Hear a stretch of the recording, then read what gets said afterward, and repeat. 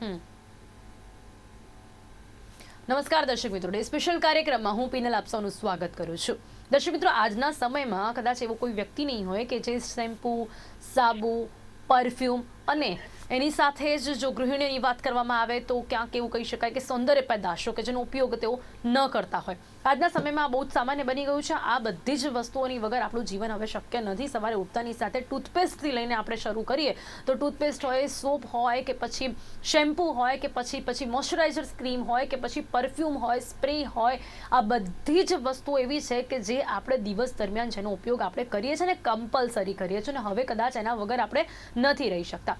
પણ જે રિસર્ચમાં સામે આવ્યું છે એ ખૂબ જ ખતરનાક બાબત છે કે આ બધી જ વસ્તુ જે તમે વાપરી રહ્યા છો, કે જે તમે જ્યારે શોપ પર જાઓ છો ત્યારે પોતાની જે પણ મનગમતી બ્રાન્ડ છે કે જે મનગમતી પ્રોડક્ટ હોય તે તમે ખરીદીને લાવો છો, પણ ક્યારેય તમે એ નથી જોતા કે એમાં કયા રસાયણનો ઉપયોગ થઈ રહ્યું છે, અને એ તમારી માટે હવે ખતરનાક સાબિત થઈ શકે છે. કારણ કે રિસર્ચમાં સામે આવ્યું છે કે સાબુ, ક્રીમ, તેલ, શેમ્પૂ અને ડિયોડરન્ટ જેવી દરેક જીવન જરૂરિયાતની એટલે જીવનની જે ઉપયોગમાં લેવાતી જે વસ્તુઓ છે તેમાં ખતરનાક રસાયણોનું ઉપયોગ થઈ રહ્યું છે, અને એવા ખતરનાક રસાયણો છે કે જેના કારણે ગંભીર બીમારીઓ થઈ શકે છે. ગંભીર એટલે કેન્સર જેવી ગંભીર બીમારીઓ થઈ શકે છે તેવું આ રિસર્ચમાં સામે આવ્યું છે. સાબુ સહિત કેટલી એવી રોજિંદી જરૂરિયાતવાળી ચીજો છે કે જેના ઉપયોગથી કેન્સર, અસ્થમા, એની સાથે ચામડીના રોગો અને કિડની ફેલ્યોર જેવી જીવલેણ બીમારીઓ થઈ શકે છે. જી હા, અને એટલા જ માટે આજે આ કાર્યક્રમમાં વાત કરી રહ્યા છે કે કયા પ્રોડક્ટમાં કયા રસાયણોનો ઉપયોગ કરવાથી, કયા રસાયણો જેમાં મિક્સ જોવા મળી રહ્યા છે જેના કારણે આ ગંભીર બીમારીઓ આપણને થઈ શકે છે, ને એનાથી બચવા માટે આપણે શું ધ્યાન રાખી શકીએ છીએ. તમામ મુદ્દાઓ પર ચર્ચા કરવા માટે મારી સાથે જોડાઈ ગયા છે ડોક્ટર રાજકા કચેરિયા, જેઓ ડર્મેટોલોજીસ્ટ છે. એમની સાથે જોડાયા છે નંદિતા મહેતા, જેઓ CRCFના ચીફ જનરલ મેનેજર અને લેબ ડિરેક્ટર છે. આપ બંનેનું સ્વાગત છે. Welcome to day special. Thank you. તો સૌથી પહેલા ડોક્ટર નંદિતાજી, જે આ રિસર્ચમાં સામે આવ્યું છે તેમાં સૌથી પહેલો સવાલ એ થાય છે કે આજના સમયમાં હેર ઓઇલ હોય, લિપસ્ટિક હોય, આઈલાઇનર હોય, મોઇશ્ચરાઇઝર હોય કે પછી અન્ય જે પણ ચીજ વસ્તુઓ છે, શેમ્પુ છે, સોપ છે, એની સાથે તેલ છે, આ બધી જ ચીજ વસ્તુઓ કે જેનો ઉપયોગ આપણે કરતા હોઈએ છીએ, એમાં જે સામે આવી રહ્યું છે કે ખતરનાક જોખમી રસાયણો તેમાં રહેલા છે. શું કહેશો સૌથી પહેલા એ બાબત ઉપર કે આ બધી જ ચીજ વસ્તુઓ છે એમાં એવા કેવા ખતરનાક રસાયણો રહેલા છે કે જે કદાચ આપણે જેનો ઉપયોગ કરીએ છીએ ત્યારે તો આપણને ખ્યાલ નથી આવતો ને આપણને સારું લાગે છે, બીકોઝ એ પોઝિટિવ રિઝલ્ટ આપતું હોય તો જ આપણે તેનો ઉપયોગ કરીએ, પણ લાંબા ગાળે આપણી માટે ખતરનાક સાબિત થઈ શકે છે. એવા કયા રસાયણો છે? જી રાઈટ. તો સૌથી પહેલા આપણે વાત કરીએ તો જે રસાયણો છે એમાં એક 12 રસાયણો છે જેને ડર્ટી ડઝન કહેવાય છે. એ 12 જે રસાયણો છે એ બહુ જ ખતરનાક હોય છે, અને લગભગ most of the cosmetic products અને લોન્ડ્રી પ્રોડક્ટ્સમાં એમાં અવેલેબલ હોય છે. તો એની જો વાત કરીએ तो सबसे पहले आता है BHA, जिसको कहते हैं हम ब्यूटाइलेटेड हाइड्रोक्सी एनिसोल. BHA और BHT आप अगर पीछे देखेंगे इंग्रेडिएंट लिस्ट में तो BHT बड़े बड़े अक्षर में लिखा होगा या BHA लिखा होगा, तो वो जरूर से अवॉइड करना चाहिए. ये जैसे लिपस्टिक्स है तो उसमें प्रिजर्वेटिव के तरह से यूज होता है. मॉइस्चराइजर्स में वो यूज होता है प्रिजर्वेटिव, उसको लंबे समय तक टिका के रखने के लिए.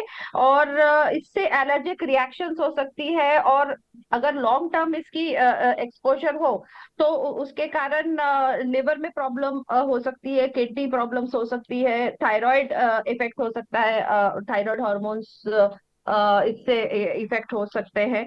और जैसे यूरोपियन यूनियन जो है तो को BHT को बैन कर चुकी है ऑलरेडी. उनके fragrance as a fragrance ingredient it is already banned in the European Union, लेकिन हमारे रेगुलेशन में अभी तक इस पे बैन आई नहीं है. दूसरी बात करें तो हम कोल टार डाइज जो कहते हैं वो पेट्रोलियम में से बनता है.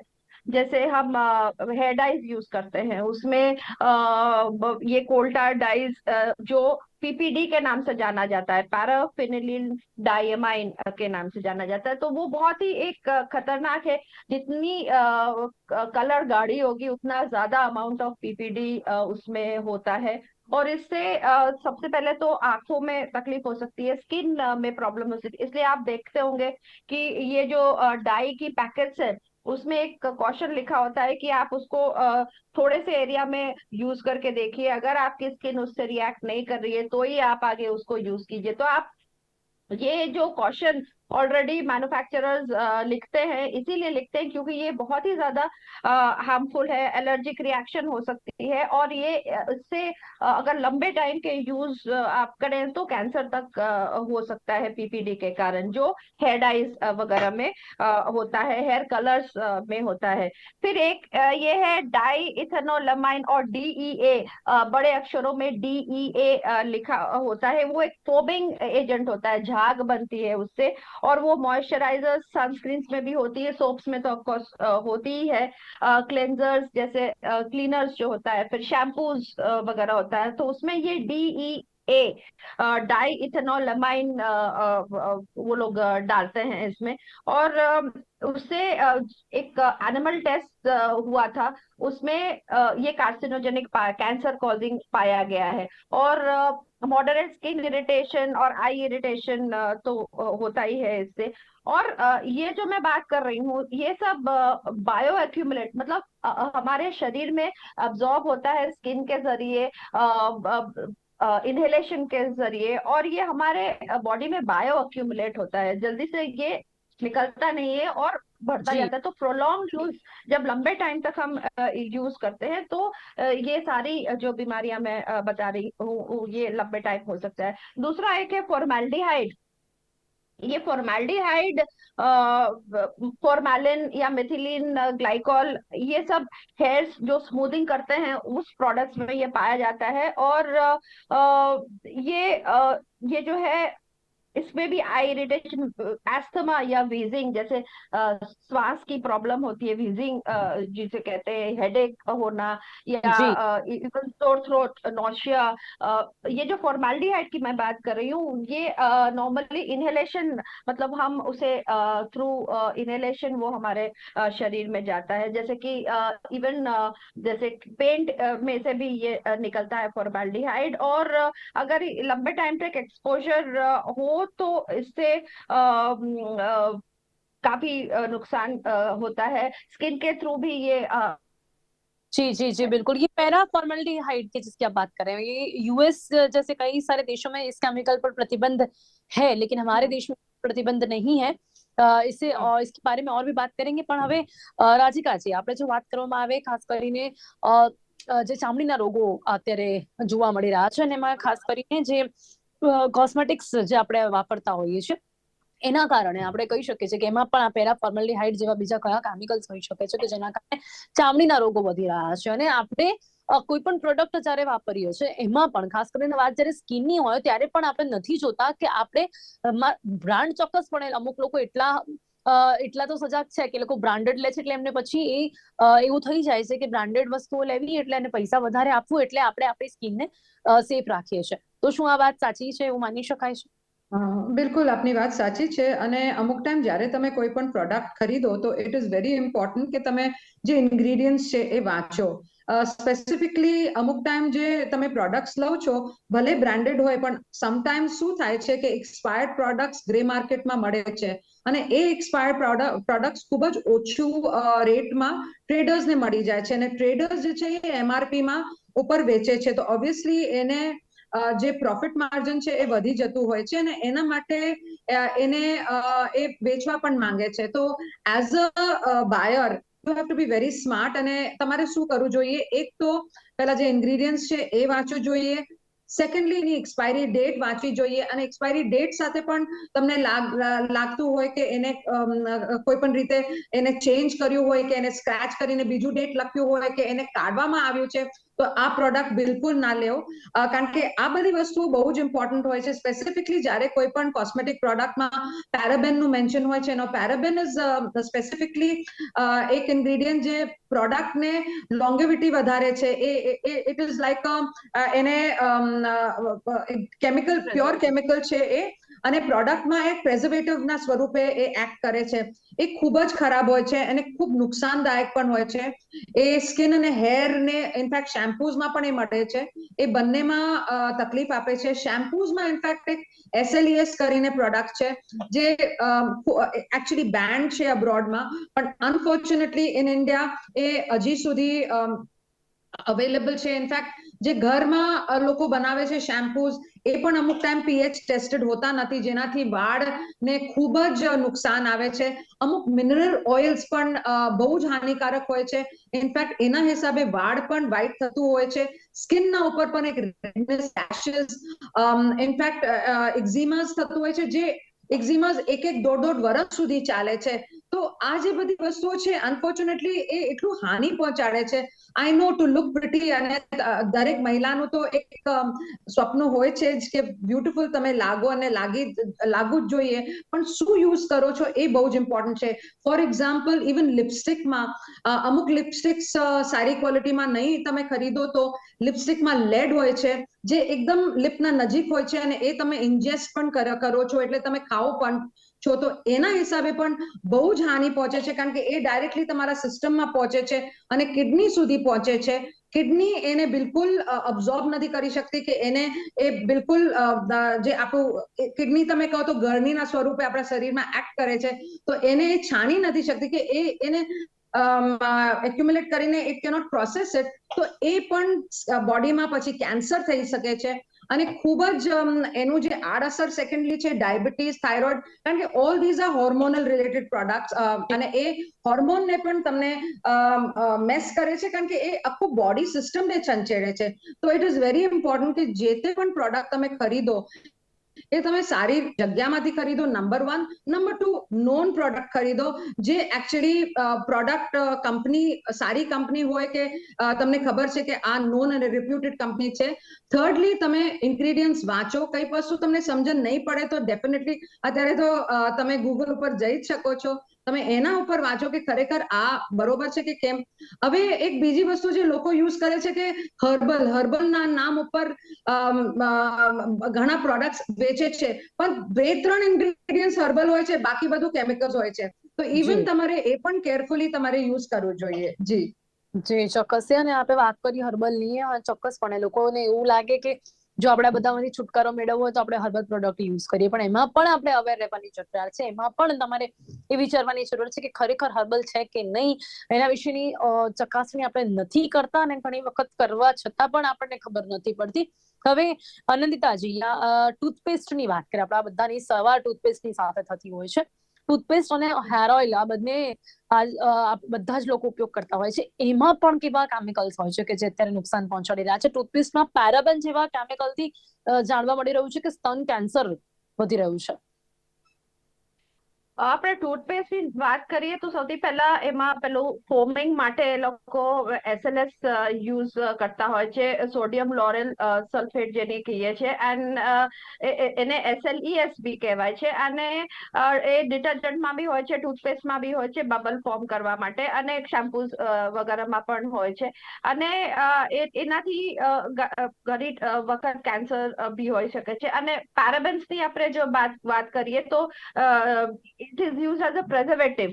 એ કોસ્મેટિક્સમાં પ્રેઝર્વેટિવ તરીકે એ વપરાય છે. હવે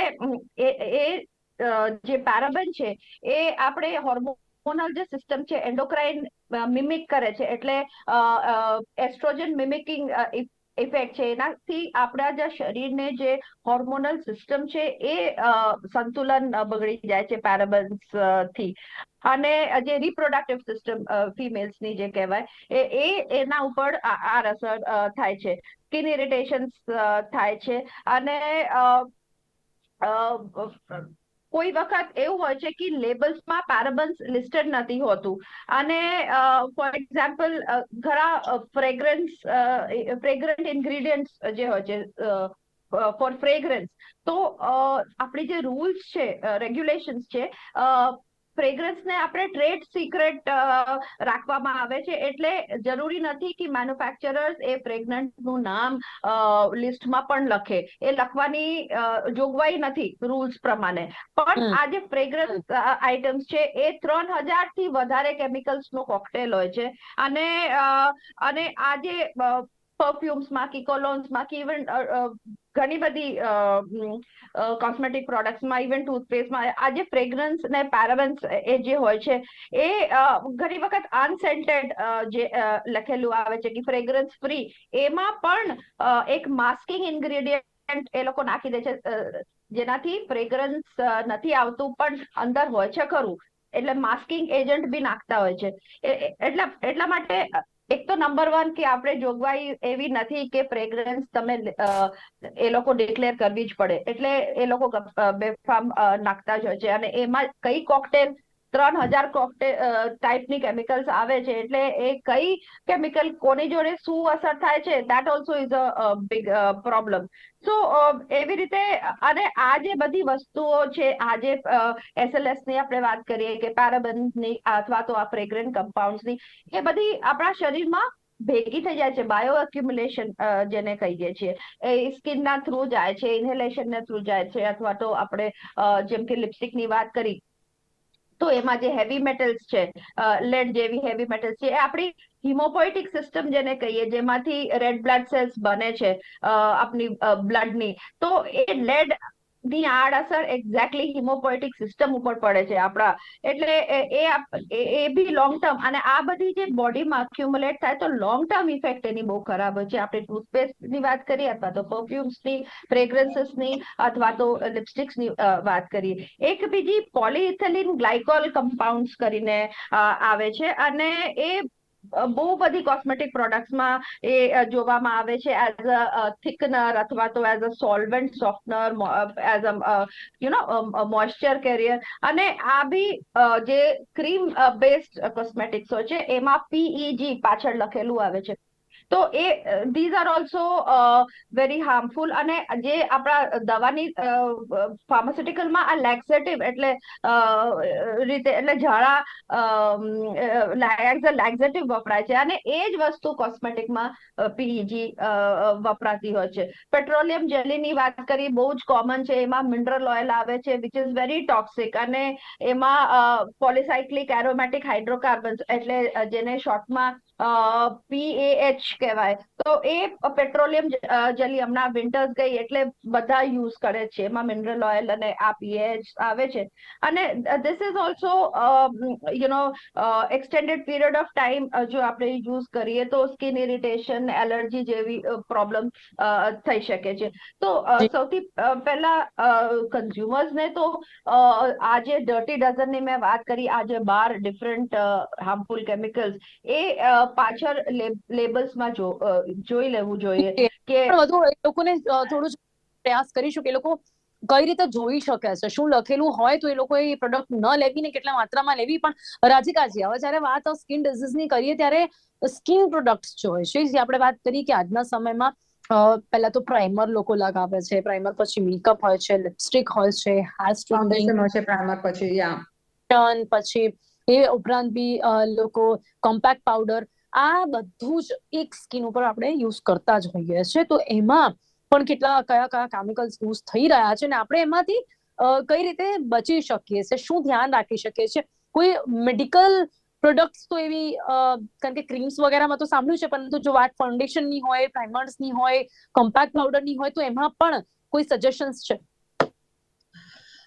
યસ, ઇનફેક્ટ જેવી રીતે મેં આપને કીધું છે કે જે પણ પ્રોડક્ટ આપ યુઝ કરો છો એ તમારા સ્કિનમાં અંદર ઉતરે છે. એમ નથી કે સ્કિન ઉપર બેસે છે, કારણ કે over a period of time તમે જ્યારે યુઝ કરો છો એ ઓબ્વિયસલી છે કે સ્કિનમાં અબ્ઝોર્બ થતું હોય છે, અને જ્યારે સ્કિનમાં અબ્ઝોર્બ થાય છે એ તમારા બોડીમાં ઉતરે છે. સ્કિન છે ને એક એન્વેલોપ જેવું હોય છે, જે બધું જ આપણા ઓર્ગન્સ અને બધા બોડીને એને સારી રીતે રેપ કરે છે. તો એટલે આપણે ખરેખર વિચારવું જોઈએ કે શું આપ એના ઉપર યુઝ કરો છો.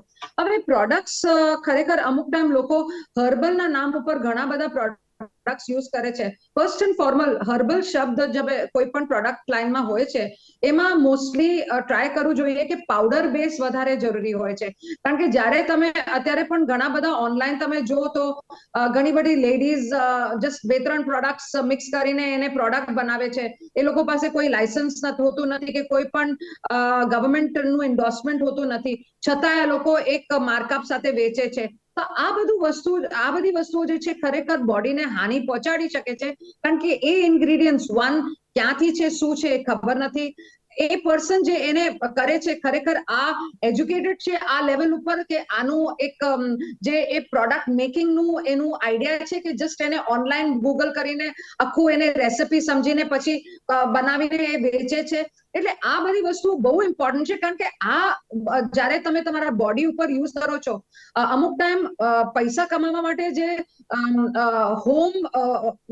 હોમ પ્રોડક્ટમાં લોકો બનાવે છે એની જે પ્રોડક્ટ લાઈન હોય છે એ ખૂબ જ ઓછી પ્રાઇસમાં બને છે અને માર્કઅપ એનું વધારે હોય છે, જેનાથી એ ક્વોલિટી પણ જે સારી હોવી જોઈએ એ નથી હોતી. એટલે જ્યારે તમે એક પ્રોડક્ટ જે માર્કેટ પ્રોડક્ટ હોય છે એ શેના માટે સેજ એક્સપેન્સિવ હોય છે, કારણ કે એના પાછળ રિસર્ચ હોય છે, એના પાછળ એક આખું કોસ્મેટોલોજીની ટીમ હોય છે, એના પાછળ એક આખું R&D ડિપાર્ટમેન્ટ હોય છે.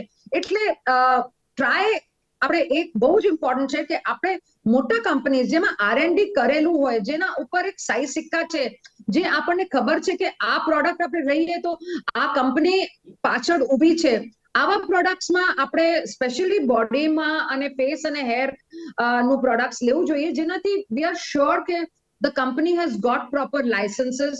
કંપનીને કંઈ પણ તમને લાગે કે આ પ્રોડક્ટ પ્રોપર નથી તો તમે કંપનીને લીગલાઇઝ નોટિસ મોકલી શકો, કંપનીને તમે લીગલી લઈ શકો છો. તમે કોઈને પણ જે લીગલ બાઇન્ડિંગમાં નથી, તમે એમને એના કદાચ તમે પ્રોડક્ટ યુઝ કર્યું છે ને તમારા ફેસ કે સ્કિન બ્રેકઆઉટ થયો છે, તમે એને જઈને શું કહેશો? તો એની પાસે કોઈ રજિસ્ટ્રેશન નથી, તો ઇન ધ કોર્ટ ઓફ લો તમે કઈ જગ્યા પણ સ્ટેન્ડ આઉટ નહીં કરો. તો ઇટ ઇઝ વેરી ઇમ્પોર્ટન્ટ કે ભલે તમે મે બી ₹100 વધારે ખર્ચ કરશો but it is worth a while. જી જી બિલકુલ. એટલે કદાચ જો એવી કોઈ અસર થાય, આડઅસર થાય તો પણ આપણે કંઈક લીગલી એક્શન લઈ શકીએ. એના કારણે આપણે એવી જ વસ્તુનો ઉપયોગ કરવો જોઈએ કે જે એકચ્યુઅલી બ્રાન્ડેડ કદાચ બધા ના કરતા હોય કે બધા બ્રાન્ડેડ ન લઈ શકતા હોય, પરંતુ છતાં પણ જેવી તેવી ચીજ વસ્તુ એના કરતા ન વાપરવી એ વધારે સારું કહે.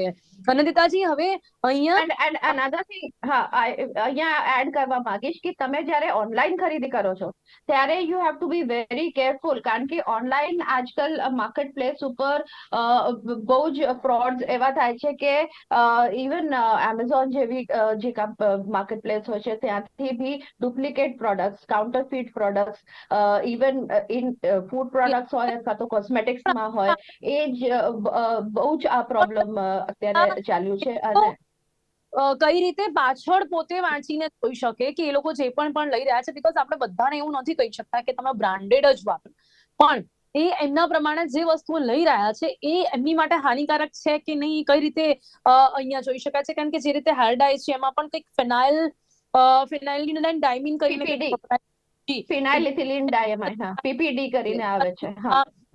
પછી બેન્ઝોફિનોન, એ પણ કંઈક પરફ્યુમમાં વપરાઈ રહ્યું છે. હવે આપણે કઈ રીતે જાણી શકીએ છીએ? એક શોર્ટમાં આપણે શું કહી શકીએ છીએ લોકોને? સૌથી પહેલા તો we should limit the use, એટલે થોડુંક આપણે ઓછું કરીએ એની યુઝ. સૌથી નંબર 1. નંબર 2 કે તમે જ્યારે પાછળ એની લિસ્ટ ઓફ જે કન્ટેન્ટ્સ જુઓ તો એમાં ધ લોંગર, જેટલું લાંબુ એ લિસ્ટ હશે એટલું વધારે કેમિકલ્સ એમાં આવી રહ્યું છે, એટલે એ સમજવાનું છે આપણે. અને જ્યારે તમે પીપીડી ની વાત કરી તો અત્યારે ઘણા બધા એવા ડાઈઝ નીકળ્યા છે જે પીપીડી ફ્રી એવું લખેલું હોય છે આપણે એના પેક ઉપર, તો એવું આપણે જોઈ શકીએ. બીજું અને બીજું કઈ આપણે કેમિકલ્સ પછી યુઝ કરે છે? જી જી હા, જી that is there. પણ એ જ કહું છું કે લિમિટિંગ ધ યુઝ. પછી આપણે like I said, the longer the list the more the chemicals, એટલે બહુ જ કોમ્પ્લિકેટેડ કારણ કે એમાં કેવું હોય છે કે there are lot of short forms, there are numbers. જે ફ્રેગ્રન્સીસ ની વાત કરીએ અથવા તો જેમ કે સિલિકોન્સ છે એ D4 કે D5 એ રીતે લખેલું હોય છે કે તો આપણે સમજવાનું કે એ સિલિકોન્સ છે અને એ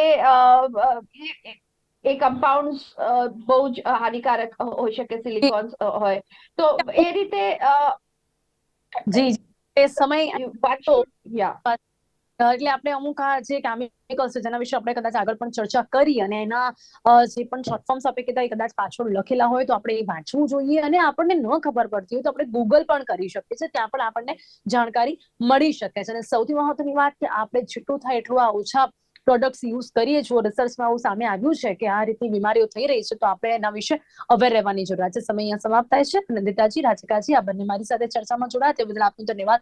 thank you so much. Thank you.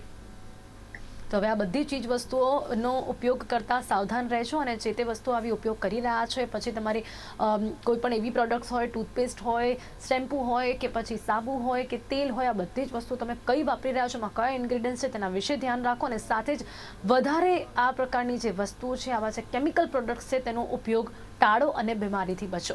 Special કાર્યક્રમમાં અત્યારે બસ આટલું જ. ફરીથી મળીશું એક નવા વિષયની સાથે. ત્યાં સુધી રજા આપશો. નમસ્કાર.